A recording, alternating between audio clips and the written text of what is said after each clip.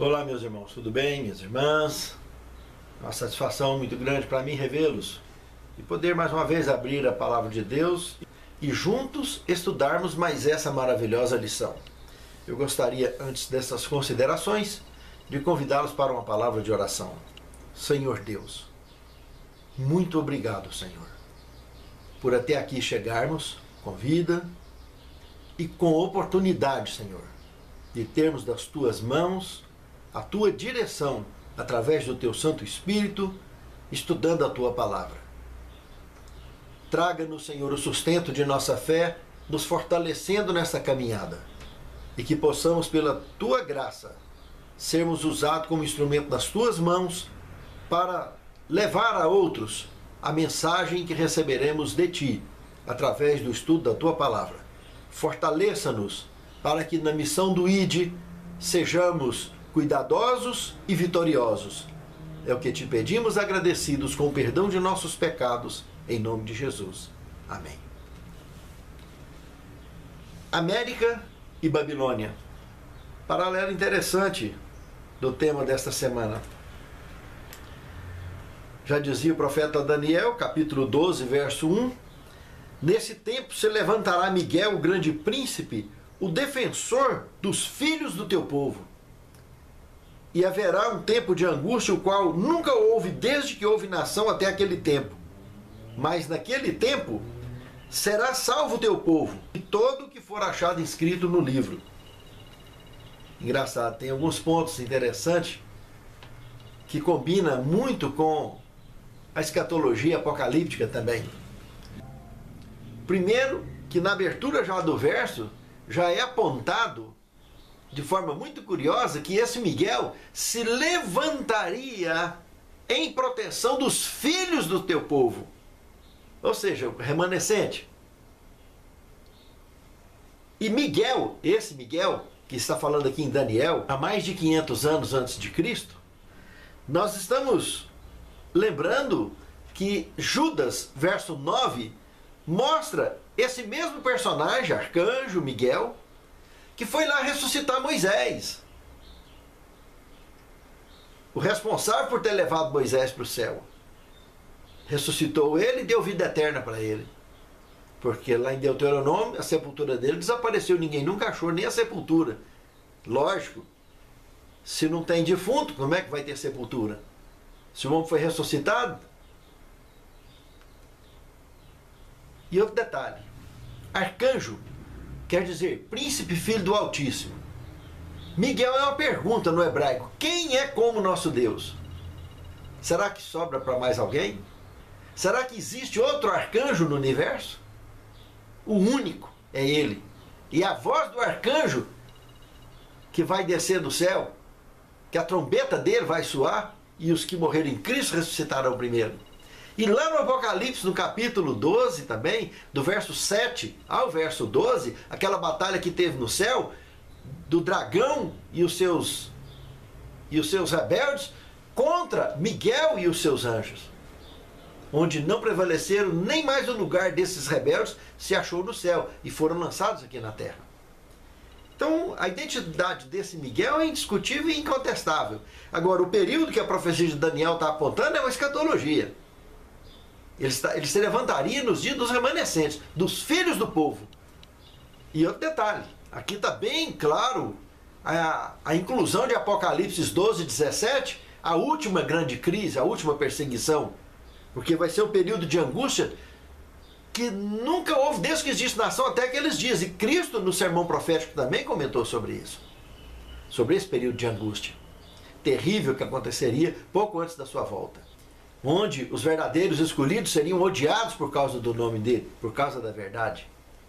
E o fechamento desse texto, aqui do verso 1 de Daniel 12, é emblemático. Será salvo todo aquele que foi encontrado no livro. Os livros, o livro da vida também comentado em Apocalipse. Os salvos, aqueles que não adoraram a besta e nem a sua imagem. Então é muito interessante a amplitude das informações contidas nesse verso 1 do capítulo 12 de Daniel. Esse paralelo América e Babilônia foi muito feliz, porque quando a gente estudou Apocalipse 12, na altura do verso 6 e o verso 14, nós vemos um deserto onde os protestantes perseguidos no Velho Mundo vieram para as Américas. As Américas foram descobertas e ali na América do Norte, então, esse deserto visto, se estabeleceram as vítimas que fugiram da grande perseguição empreendidas no Velho Mundo, onde nós vimos inclusive os 1260 anos, tanto na linguagem simbólica de 1260 dias, porque aplica-se Ezequiel 4:6, como na linguagem simbólica de um tempo, 2 tempos e metade de um tempo, que Daniel também trabalha com ela, lá no capítulo 7, o verso 25. E Apocalipse 12, o verso 14, usa a mesma linguagem de um tempo, 2 tempos e metade de um tempo, que já comentamos em lições anteriores, que dá esse mesmo período. E Apocalipse também, 13, 5, 42 meses vezes 30 dias, 1260 dias também, que aqui se aplica aos 1260 anos, período histórico, já se tornou fato histórico, que aconteceu entre o ano 538 e o ano de 1798 da era cristã, período conhecido por supremacia papal, 1260 anos. Se cumpriu com precisão a profecia. Então esse deserto nos lembra muito realmente a América do Norte. Mas nos deixa claro também uma ligação forte da grande Babilônia antiga, onde estava o profeta Daniel, tendo as suas visões, e trabalhando todo esse contexto profético que ele trabalhou, e escatológico também, como no Apocalipse 17 aponta para essa mesma Babilônia, só com a Babilônia agora religiosa, uma baderna religiosa. E dentro do capítulo 12 mesmo, nessa perseguição nessa perseguição que aconteceu, que João tinha profetizado, que envolveu esses desertos, mostra então, na altura do verso 15 ao verso 16, a serpente lançando água da sua boca como um rio, para fazer arrebatar a mulher. Águas em profecias, Apocalipse 17, 15, são povos, multidões, nações de línguas. Se sai da boca da serpente, então está falando de povos que foi jogado lá no deserto também. E a terra ajudou a mulher e tragou o rio lançado da boca da serpente. Não é o que diz ali? E claro, se a terra engole uma água, ela está engolindo uma semente, que dali nasceria mais tarde, Apocalipse 13, verso 11, a caçula das 3 bestas, a besta que sobe da terra. Digo a caçula porque a maioria dos estudiosos esquecem da segunda besta, que tanto a senhora White falou no grande conflito, que eu citei até na lição passada, e o Apocalipse capítulo 11 fala com clareza sobre ela, né? Então são as 3 bestas que, por sinal, compõem fortemente a base da ONU também. Essas 3 bestas são representadas claramente em forma de países, né? De governos ali dentro da ONU. Falando então Vaticano, França e América do Norte. Todas têm a sua marca histórica dentro da Bíblia Sagrada, dentro da profecia, na configuração profética como poderes políticos religiosos, que é o que se constitui uma besta, e não uma pessoa. Mas é o governo que une Estado com igreja, que une política com religião, essas têm registros marcados na história da humanidade. E segundo a profecia, elas se levantarão com clareza na última grande crise. Quando nós vimos lá em Apocalipse 16, 13 e 14, a trindade falsa, né, que a Bíblia apresenta, dragão, besta e falso profeta, essas compõem a trindade falsa. Só a última delas, que é a besta, são 3. Olha só. Falso profeta, protestantismo apostatado, dragão representando toda a estrutura religiosa anticristã ou não cristã do planeta Terra. Aqui dentro desse contexto. E todos os 3, nós vimos no verso 14 do Apocalipse 16, que eles vão ao encontro dos reis da terra, ou seja, eles congregam-se com as enormes potestades da maldade. E isso traz um assunto muito profundo no contexto do conhecimento sagrado, para mim e para você, querido irmão, querida irmã. Isso sem falar também, mostrando a América e essa relação babilônica que desencadeará na última grande crise, do Apocalipse 12, 17, e o desfecho também do capítulo 17 todo, mostrando a última grande crise, partindo então dos Estados Unidos. Que lá no capítulo 13, do verso 11 ao verso 17, comenta em detalhe esses fatos escatológicos, que especialmente do verso 14 ao verso 17, que trata em detalhes da escatologia desta última grande crise. Além de composições diversas do restante do Apocalipse, como de outras partes da Bíblia Sagrada, inclusive do próprio sermão profético. No segundo tema, nós temos ferida mortal curada. Agora aqui, meus amados, olhando para o que está escrito em Apocalipse 13, de 1 a 10, essa ferida mortal curada tem uma série de conteúdo importantíssimo, uns que já se tornaram fatos históricos e outros que estão acontecendo hoje, principalmente os escatológicos. Dentre eles, eu gostaria de lembrá-los que no dia 22 de fevereiro do ano de 1798, o general Berthier, a mando de Napoleão Bonaparte, saiu lá da França e veio cá na Itália e prendeu o Papa Pio VI, levando-o e exilando-o na cidade de Valença, na França, onde no ano seguinte ele morreu nesse exílio. Em 1798, com o exílio, com o aprisionamento e exílio desse Papa, foi o suficiente para dar fim ao período da supremacia papal e dar definitivamente vitória à reforma protestante. Só que, como a profecia comenta de uma ferida mortal curada, presta atenção, meus amados. Aqui está apontando claramente para o ressurgimento dessa ordem, novamente, papal, com as mesmas influências e seduções que voltariam a exercer poder como antigamente exerceu. Só que agora conhecido por imagem da besta recebendo fôlego, para que volte a falar e a fazer com que sejam mortos todos os que não adorem a imagem da besta. Mas eu gostaria de compor contribuição histórica muito importante que aconteceu dentro desse período, pouco antes do exílio desse Papa, em Paris, no dia 15, olha bem aonde, hein? Em Paris, onde foi o palco da segunda besta do Apocalipse, a besta que sobe do abismo, que tanto a Sr. White comentou no Grande Conflito. Inclusive, se você estudar, fizer uma leitura na página 231 e a página 232, você vai ver ela falando claramente da ordem jesuíta que surgiu ali nesse período.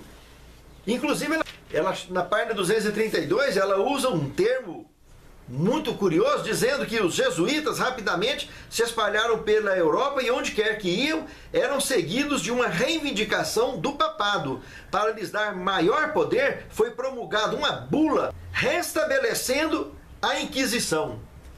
Eu não vou ler o que está nesse conteúdo todo não, mas vocês estudem, procura o livro O Grande Conflito e dê uma lida na página 231 até a página 272 para vocês verem o conteúdo. E eu gostaria muito de informá-los também que nesse período, essa ordem jesuíta, o primeiro Papa jesuíta, que não foi um Papa de ordem branca como conhecemos, mas um Papa conhecido como Papa Negro. A fundação dessa ordem jesuíta foi em 15 de agosto de 1534, como eu disse. E quem aprovou essa ordem jesuíta foi o Papa Paulo III.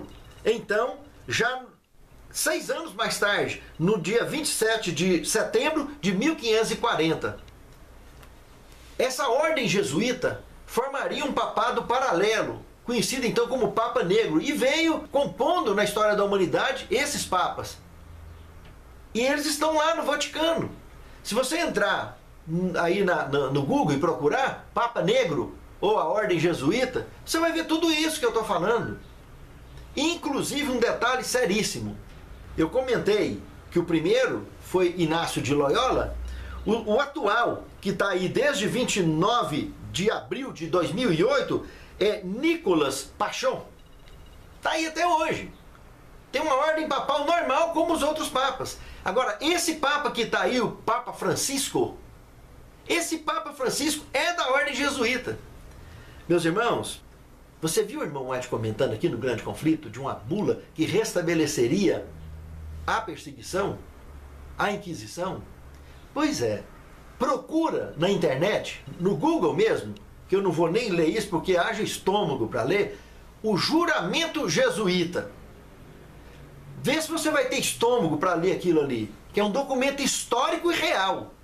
É lógico, eles tentam negar, esconder, mas essa bula que a irmã White falou aqui, dentre muitas outras coisas que ela fala do jesuitismo, das maldades que essa ordem emplacou na face da terra durante a Inquisição, tentando atiçar o tempo todo governos a maldades diversas e sociedades secretas, inclusive esse Papa Negro, conhecido então como Papa Negro, que ele abençoou o Papa Branco e vice-versa, é uma intimidade fora do comum. Eles, segundo os grandes estudiosos desse movimento, é comprovado que eles erros, faz essas remoções daqui para lá, de pedofilia daqui, pedofilia dali, encrenca daqui, encrenca dali, remove daqui, remove dali, faz esse jogo no tabuleiro aí para poder abafar e resolver. E, lamentavelmente, eles são a base também da estrutura maçônica mundial. Estão por trás de toda essa estrutura secreta, tanto do ponto de vista político como religioso. Veja que é uma cabeça de serpente realmente, desde o antigo Éden, né? Trabalhando satanicamente na história da humanidade e se incorporando em forma religiosa desde 1534. E está aí firme. E o Papa Francisco é o primeiro Papa de ordem jesuíta, que é de uma linhagem de Papa Negro, né? De uma ordem de Papa Negro. É o primeiro na história do papado a ocupar o papado convencional. E não é para menos que aqui no próprio manual nós observamos que o Papa Francisco em 2015 foi a primeira ocasião na história que um Papa discursou tanto no Senado quanto no Congresso americano. E de acordo com a profecia, essa influência se intensificará cada vez mais. E eu já assisti palestras, já assisti entrevistas dele, fazendo alusão que as pessoas que colocam a Bíblia acima da religião são radicais, são fundamentalistas. Quem guarda o sábado é fundamentalista. Quem defende a lei de Deus conforme está na Bíblia é fundamentalista. Eu não sei se é ele que vai empreender a campanha da última grande crise. Mas que o fermento é muito grande dentro dessa estrutura jesuíta, é. Não podemos afirmar nada. Mas que a coisa não é brincadeira, não é. É um assunto seríssimo, meus irmãos e minhas irmãs. Não facilitem. Aprofundem dentro desse estudo, procurem conhecer. Dentro do escatologia, eu trabalho muito com essa matéria e com muito detalhe, que na lição não dá tempo de entrar. O Escatologia 4. Entre e assista ao Escatologia 4. São 36 aulas com muitos detalhes. E compartilhem essas aulas. Compartilhem essas lições para que chegue a todo o povo, tribo e língua, para que outras pessoas também possam conhecer esses detalhes que a palavra de Deus apresenta e enaltece. Isso é uma obra missionária de grande importância. Faça a sua parte, meu querido irmão. Faça a sua parte, minha querida irmã. Além de estudar e aprofundar, ensine, pregue, divulgue, porque é eu e você pregando para o mundo ao nosso redor que o Evangelho atingirá a todo o povo, tribo e língua. Pense nisso, amado irmão. Pense nisso, amado irmão. Terceiro tema, os Estados Unidos na profecia. Realmente. Se observarmos Apocalipse 12, 6 e 14, como eu já citei, o deserto e a mulher, igreja, fugindo para lá, já vimos claramente essa posição do tema do estudo de hoje.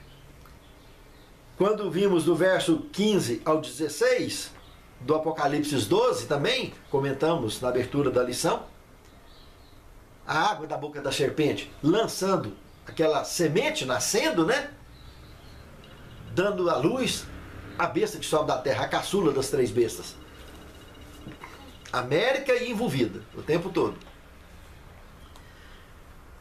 E eu destacaria um dos pontos mais preponderantes desse tema, os Estados Unidos na profecia, seria Apocalipse 17, 3 e o Apocalipse 13, 12. Porque nessas duas mostram uma profecia fantástica que se cumpriu no ano de 1983. Perceba que no Apocalipse 17, 3 fala que vi uma prostituta montada nas costas de uma besta e fala qual das bestas? Aqui tinha 7 cabeças e 10 chifres. Então está apontando para a besta do mar. Indo ao deserto, lá no deserto, encontrando, então, no deserto, o encontro das duas bestas. Deserto, a besta da terra. A besta do mar, que nós sabemos que governa do Vaticano, até 1983 nunca tinha pisado oficialmente nenhum papa na história do papado nos Estados Unidos, por ser uma nação protestante. O primeiro foi João Paulo II, nessa data memorável, aonde, por coincidência, Ronald Reagan era maçom do 3º grau e o seu vice, que era Bush, o Bush velho, que era maçom do 33º grau, último grau da maçonaria. Receberam o Papa João Paulo II. E essa visita nós conhecemos pelo desfecho profético e hoje histórico, né? Já se tornou fato histórico, que o motivo principal foi para abafar a investigação de David Yallop, o maior investigador vivo então, até a época, que conseguiu comprovar que o Papa João Paulo I, ou Albino Luciani, tinha sido executado, tinha sido assassinado justamente pela Cúria Romana. E para abafar isso e não poder, e só o presidente americano era a maior influência no mundo então político para poder ajudar a abafar isso e não deixar acontecer a exumação do corpo de Albino Luciani. E foi exatamente esse período, 1983, onde começa então a estourar o verso 12, que é o encontro das bestas, também teria todo o poder da primeira besta na sua presença. Prova que o encontro das duas, novamente, Apocalipse 13 e 12. E o verso 13, mostrando então a explosão do pentecostalismo mundial, mostrando fogo descendo do céu à terra, tentando imitar o Pentecostes. Justamente o período em que explodiu o pentecostalismo mundial e surgiu essas religiões que explodiram na face da terra e que, na sua maioria, infestadas com evangelismo de prosperidade. Coisa horrorosa. Meus amados, isso sem falar também no poder bélico, né? E nas alianças que ambos fizeram juntos, e logo daí a seguir, nos próximos passos, que o próprio Bush assumiria o governo logo em seguida, a Ronald Reagan, e o comunismo seria a primeira grande queda marcada na história da humanidade, grande vitória dessa aliança da primeira com a terceira besta do Apocalipse, desses dois grandes governos. Foi uma sequência que o próprio Apocalipse, capítulo 13, o verso 4, fala: quem é semelhante à besta, quem poderá batalhar contra a besta? Então, o comunismo não pregava não pregava contra o cristianismo, um ateísmo absoluto. Então a queda do comunismo no mundo foi uma forma de mostrar o poder da união desses dois grandes governos, dessas duas grandes bestas do Apocalipse. Então essa parte que nós já comentamos é a parte histórica, porque são profecias que já se cumpriram. Agora, a parte escatológica dessa profecia, nós vimos no capítulo 12, verso 17, que desencadeará de lá dos Estados Unidos a última grande crise. No capítulo 13 também do Apocalipse, do verso 14 ao 17, vemos também, podemos constatar, o sinal da besta na mão direita, na testa, para que ninguém possa comprar ou vender, detalhes dessa escatologia, da última perseguição, ou seja, do decreto dominical. Que o sinal da besta é o domingo, porque o sinal de Deus é o sábado. Ezequiel 20, 12 e 20. E Apocalipse 7, 3 mostra que ele também será colocado na testa, sinal de entendimento. E o outro também na testa, sinal de entendimento. Mão direita, sinal de compromisso. Então, sinal da besta e sinal de Deus, isso não tem dúvida, é a Bíblia que responde. Não adianta ficar inventando bababá e conversaiada, não. É essa a posição da Bíblia Sagrada, é o assim está escrito, e nós temos que ficar com assim está escrito. Se isso é radicalismo, conforme apresenta esse segmento religioso, de colocar a Bíblia acima da religião, então nós somos radicais. Somos fundamentalistas. Porque a Bíblia, ela se ensina ou não, que passar disso vocês sabem quem que vem. Vem do diabo. Não tem conversa. É uma decisão curta e grossa. Ou vai ou racha. Ou é ou deixa de ser. Não tem sim, não tem meio termo. Não tem negócio de ficar em cima de muro. Então, a questão da palavra de Deus é isso aí. Vai chegar uma hora que todo mundo vai ter que escolher de que lado vai ficar. Isso é um assunto sério. Pense nisso, amado irmão. Pense nisso, amada irmã. Porque isso aqui é escatologia e atinge a mim e a você. E o tempo está próximo. Não se iluda. O que eu acho mais gostoso dessa parte escatológica, desse contexto dos Estados Unidos na profecia, dessa última grande crise, é que nesse contexto, citando Apocalipse 17, o verso 14, nós venceremos. Aqueles que estão com o Cordeiro, esses serão os vitoriosos. Porque Apocalipse capítulo 17, verso 18, confirma a operação do erro contra os perseguidores. A operação do erro que foi citada também pelo apóstolo Paulo em 2 Tessalonicenses, capítulo 2, verso 11 e verso 12. A operação do erro vai ser enviada em cima deles. E eles vão se confirmar na besteira. E serão liquidados pelos seus atos. O peixe morre pela boca, não é? A sua boca e as suas ações de morder essa isca mortal da operação do erro serão fisgados pelo juízo final e executivo, condenando-os ao extermínio eterno para todo sempre. Nunca mais existirão. Graças a Deus que temos hoje a oportunidade de conhecermos a verdade e escolhermos desde já de que lado ficaremos. Que o Senhor nos abençoe e nos guarde, que possamos estar sempre do lado da luz e da palavra de Deus. Quarto tema, uma questão de adoração. Se a gente olhar Mateus capítulo 4, verso 8 ao 10, nós vemos que o diabo adora ser adorado, sempre adorou ser adorado. Ele não mede esforços para fazer alguém chegar a esse ponto de adorá-lo. E o juramento jesuíta, se você for lá e olhar, você vai ver que combina muito com isso. Eu não quis ler por uma questão de ética, mas você procure juramento ou juramento jesuíta. Procure ler. É um documento histórico que dá embrulho no estômago saber que uma ordem religiosa, que se diz religiosa, tem coragem de afirmar o que está escrito ali. Está aí escancarado na internet, não está escondido de ninguém. Eles vão negar até debaixo d'água, mas está lá. E combina com tudo que eles fizeram e faz até hoje. Por trás dos bastidores da história. E nos dias atuais, e vai fazer no futuro. E o Espírito de Profecia não deixou nada em branco. Leia aquelas páginas sobre o jesuitismo que eu citei. O Grande Conflito, página 231 e página 232. Dá uma lida lá. O que aconteceu? Que ela comentou em suas visões e o que aconteceria.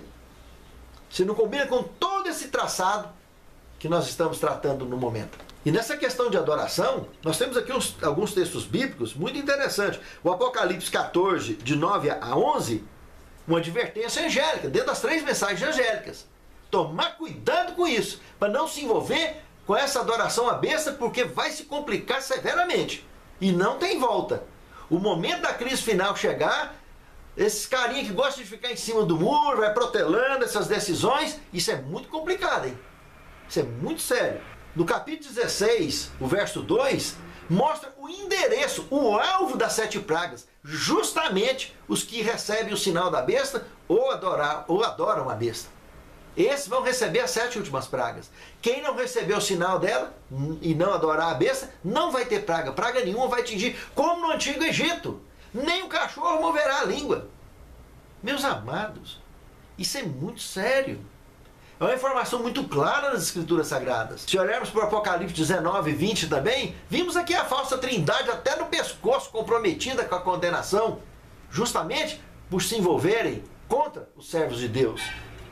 No Apocalipse 20, verso 4, por incrível que pareça, os justos são justamente aqueles que escaparam da adoração, que fugiram da adoração, que não adoraram, que não receberam o sinal da besta. Esses estarão com o Senhor durante 1000 anos no céu, julgando e reinando com Cristo, como diz o verso 4. Pense nisso, amado irmão. Pense nisso, amada irmã. Não abra mão de ser justo, de ser contado entre os justos, de ser peregrino aqui nesse mundo e ter a certeza que é servo e servo do Deus Altíssimo, que servimos em espírito e em verdade. Pense nisso. Não abra mão disso. Quinto tema, a grande Babilônia. Irmãos, se abrirmos o Apocalipse 17 e estudarmos, ali mergulharemos em detalhes emblemáticos, tanto da história como da profecia e escatologia desse grande movimento baderneiro religioso da face da terra. Porque na palavra de Deus nós temos o Apocalipse 12, que representa, que sintetiza a mulher pura, que é mulher em profecia, a igreja. E o Apocalipse 17 sintetiza a mulher meretriz, impura, que é mãe das meretrizes da terra. Ou seja, nós não vimos lá então, na falsa trindade, 3 espíritos imundos semelhante a rãs? Pois é, imagine que aqueles 3 espíritos imundos semelhante a rãs é um barco dividido em três compartimentos. Essa grande meretriz, ela está metida com luxo, que no final vai virar lixo. E ela é metida com sangue. Escreve a história com sangue, não tem piedade de ninguém. Não teve e não tem. E não terá. Vai agir severamente, pode ter certeza. E toda a estrutura religiosa, em todas elas, tem gente ruim, que se alia às potestades da maldade. Dentro da igreja verdadeira tem pessoas que se infiltram guiados por Satanás para dar mau testemunho, para fazer besteira, para fazer encrenca e fazer maldade. Tem gente encrencada lá também. Mas aquela é a igreja de Deus, é o povo de Deus, é a menina dos olhos de Deus. Igreja não salva, mas Deus sempre teve o seu movimento na terra que divulga, que prega a verdade. E não tem um movimento tão sério, tão amplo e tão digno na ótica bíblica como a Igreja Adventista do Sétimo Dia. Pode ter os defeitos que for lá dentro, pode ter as pessoas que tiver, com os problemas que tiver, mas respeita a palavra de Deus, ensina a palavra de Deus como ninguém na face da terra. Pense nisso, amado irmão. Pense nisso, amada irmã. Igreja não salva, mas os remanescentes estão ali. E de todas as religiões do mundo, eu tenho certeza que vai ter gente salva e gente perdida. Talvez muitos. E quantos já morreram sem conhecer a mensagem, sem conhecer a mensagem adventista, sem conhecer a mensagem da grande Laodiceia. Mas infelizmente, dentro dessa grande Laodiceia, tem pessoas que estão mornas. E tem pessoas que estão frias. E a mornidão chega a ponto de fazer o próprio Deus ter vômito. E ai daquele que for vomitado. Como os sodomitas foram vomitados, os antediluvianos foram vomitados. Ai desses. Temos uma missão muito séria a cumprir, meus irmãos. E outro ponto interessante que o manual tenta fazer um paralelo é da diferença entre o dragão e a besta. Muito bem. Se você for lá em Apocalipse capítulo 12, verso 3, você vai ver as características do dragão. E se você colocar do lado Apocalipse 13, verso 1, basicamente, você vê um paralelo idêntico da besta. Nós vamos ver que ambos tinham 7 cabeças, ambos têm 10 chifres. E a diferença é só nos diademas. Os diademas do dragão, se você observar lá, estão na cabeça. E os diademas da besta estão na ponta dos chifres. Ou seja, do dragão então são 7 e os da besta são 10, porque os chifres são 10. O que são as 7 cabeças? tanto do dragão quanto da besta. Apocalipse 17:9 fala, são 7 montes onde a mulher está sentada. Muito bem, dentre tantas composições de estudos e encaixes escatológicos, teológicos, proféticos, tem tanto detalhe, mas isso aqui é só um detalhezinho a mais. Apocalipse 17:9 não está dizendo que as 7 cabeças são 7 montes sobre os quais a mulher está sentada, a mãe das meretrizes? Muito bem, nós temos lá os 7 montes que estão em volta do Vaticano, que já foram até considerados 7 maravilhas do mundo, que é o Capitólio, o Quirinale, o Viminale, o Esquilino, o Cério, o Aventino e o Palatino. Os 7 montes de Roma. É um detalhe muito curioso, né? Que a Bíblia está dizendo que são 7 montes sobre os quais a mulher está sentada. Ela está lá, sentadinha, né? Pronto. Então, tá aí. Poder político religioso, que antigamente era uma cidade, hoje é um país, que governa dentro de outro país e faz parte também da base da ONU, juntamente com a França e juntamente com os Estados Unidos, dentre vários outros países do mundo. E a própria ONU, por sinal, tem a missão de um tribunal disfarçado, né, de inquisição, quando tem 2 nações brigando, que eles vão lá e falam, para de brigar, para. E aí eles julgam a questão e vai contra aquele país mais fraco, investe e vai lá e detona, junta todo mundo contra eles, porque eles orientaram que era para parar e não parou a briga, então eles determinam e julgam a questão. É uma forma de tribunal internacional, que continua até hoje. É um tribunal internacional como aconteceu na Inquisição. Então ali não importa se tem menino, se tem idoso, se tem velho, o que tem lá dentro, guerra é guerra. E o resultado de guerra todo mundo conhece, né? Comentamos então sobre as 7 cabeças, que são 7 montes, os 10 chifres, esse é muito tranquilo. Se você for lá em Daniel 2, 10 dedos da estátua, vimos que isso representou o antigo Império Romano Ocidental, quando invadido pelos povos bárbaros, éreos, vândalos, ostrogodos, e dividiram então o antigo Império Romano Ocidental no que conhecemos na atual Europa, dividido em 10 países.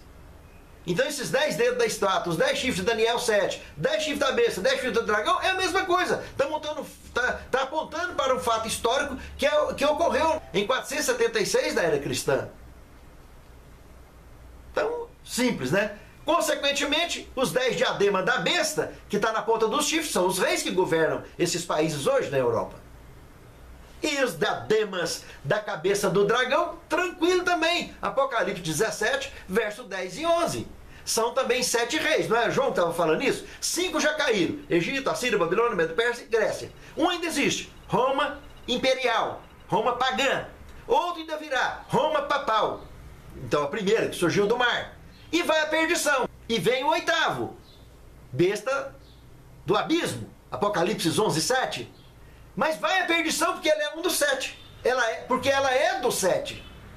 Ou seja, união de Estado e Igreja, tanto faz se é a besta do abismo, ou a besta que surgiria lá na frente, a besta da terra, que seria o 9º, também seria do 7. João não mencionou ela como 9º, mas mencionou ela surgindo lá. Olhando na ordem bíblica, então ela é o 9º.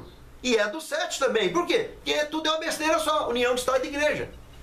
Não importa se é besta do mar, se é besta da terra, se é besta do abismo. Tudo é união de Estado e Igreja. Então tá aí, meus irmãos. É muito curioso essa questão toda. E esse paralelo é muito simples. A diferença entre as duas, só os diademas. Os diademas do dragão vai na cabeça, mostrando os 7 tipos de governo que oprimiam o povo de Deus em todas as épocas. E continua firme. E os 10 diademas na ponta dos chifres da besta, mostrando os reis que governam a atual Europa. Os atuais 10 reis que governam a atual Europa.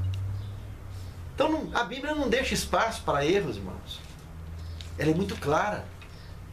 Não adianta tampar sol com a peneira. Pense nisso, amado irmão. Pense nisso, amado irmão. 6º tema. Sai dela, povo meu. O que nós temos relatado em Apocalipse 18, de 1 a 4, irmãos, pode ser chamado de um toque de recolher hoje, hein? Só que é um toque de recolher, mas para não voltar para lá mais. É para sair e vazar. Para não ser participante das suas pragas e dos seus pecados. Porque o tempo de graça que nós temos está hoje. Nós estamos debaixo da graça. Mas a escolha é nossa. se vamos continuar ou não. Se continuarmos dentro dessa grande Babilônia, se morrermos lá dentro consciente que estamos vivendo numa Babilônia, isso está errado. Não vale a pena colocar a nossa salvação em risco. É melhor estar junto com os escolhidos e buscar também não estar embriagado com o vinho da grande Babilônia dentro da igreja verdadeira. Porque tem muita gente dentro da igreja verdadeira que está mais bêbado, não está achando nenhum rumo de casa. Está embriagado com a babilonice do planeta todinho. Está muito longe de conhecimento bíblico, está mais perdido que barato em galinheiro. E nós não podemos abrir mão do estudo da palavra de Deus, temos que ter conhecimento da palavra, tanto para viver como para ensinar. Parar de ficar metido com regrinha, com propriedade de igreja. Tem muita gente que está preocupada em mandar, em comandar, poder subindo para a cabeça. Isso é coisa luciferina, é coisa terrível. Não pode ficar envolvido com isso.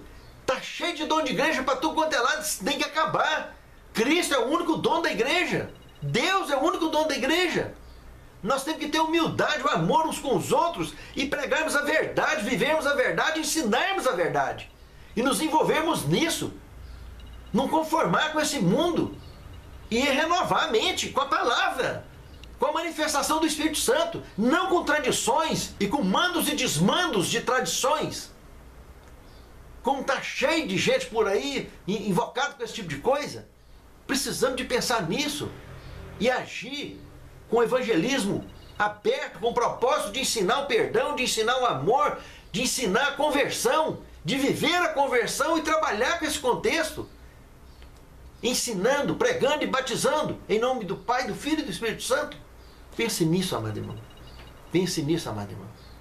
E saia da condição babilônica. Fuja dessa condição babilônica. E você que ainda está lá na grande Babilônia, sai dela. Sai dela, povo meu. Não se esqueça disso. Se você ainda está em dúvida, estude a palavra. Não tenha medo de estudar a palavra. E peça a Deus, o Espírito Santo vai te guiar. E você vai sair da grande Babilônia. Antes que seja tarde demais. Para finalizar, o 7º tema, rebeldia em foco. Queria citar um texto que combina com Tiago 2,10, que a pena inspirada traçou no Grande Conflito, página 582. Olha o que diz lá. Desde o início do grande conflito no céu, tem sido o intento de Satanás subverter a lei de Deus. Foi para realizar isso que ele entrou em rebelião contra o Criador. E embora tenha sido expulso do céu, continuou a mesma luta na terra. Enganar os homens, levando-os assim a transgredir a lei de Deus, é o objetivo que perseverantemente tem procurado atingir. Quer seja isso alcançado ao se colocar de lado toda a lei, quer rejeitando um de seus preceitos, o resultado será finalmente o mesmo. Aquele que tropeçar em um só ponto manifesta desprezo por toda a lei. Sua influência e exemplo estão do lado da transgressão. Torna-se culpado de todos. Foi o que diz Tiago, capítulo 2, verso 10 também. Aquele que guardar toda a lei e tropeçar num só ponto, torna-se culpado de todos. Porque o mesmo que disse não matarás, também disse não cometerás adultério. Se tu, pois não mata, mas comete adultério, está feito transgressor da lei. Assim falai e assim procedei, porque haveis de ser julgado por essa lei, a lei da liberdade. O que liberta realmente é a lei. Se você é um guardador, você está livre. Se você não é um guardador, você está preso. Realmente, quem é livre é quem guarda a lei, porque quem não guarda está preso. Pense nisso, reflita nisso, meu amado irmão, minha amada irmã. Senhor Deus, santifica-nos na Tua palavra, que a Tua palavra é verdade. Salva-nos a nós e nossos lares representados.